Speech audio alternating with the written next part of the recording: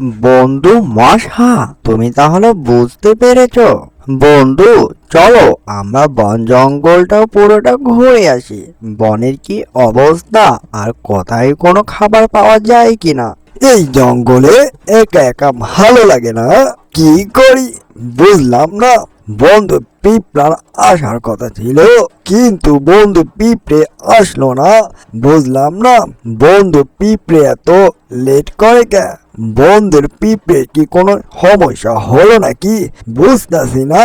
আরে বন্ধু মশা, তুমি মনে হয় আমার প্রতি অনেকটাই রেগে আছো।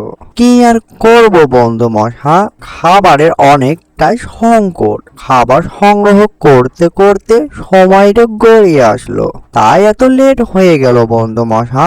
এই যে বন্ধু পিঁপড়ে, তোমার এত খাবারের টেনশন কেন? হ্যাঁ, আমি তো কোনো খাবারের টেনশন করি না, অনেক হাসি খুশি থাকি। তুমি সব সময় খাবার সংগ্রহ করতে থাকো। এত খাবার কি করবে সংগ্রহ করে? এই তুমি বুঝবে না বন্ধু মশা, আর কিছুদিন পর বর্ষাকাল চলে আসলো, অনেকটা ঝড় বৃষ্টি বয়ে যাবে। তখন খাবার কেমন করে সংগ্রহ করব। তাই খাবার এখন থেকেই সংগ্রহ করছি, তখন যেন কোনো সমস্যা যেন না হয় খাবারের। বুঝতে পারলে মশা? বন্ধু পিঁপড়ে, তুমি তো অনেকটাই ভেবে রেখেছো, তোমার মাথায় অনেকটাই বুদ্ধি। আমি তো কখনো এভাবে ভেবে দেখিনি। তুমি ঠিকই বলেছ বন্ধু পিঁপড়ে। বন্ধু মশা, তুমি তাহলে বুঝতে পেরেছো?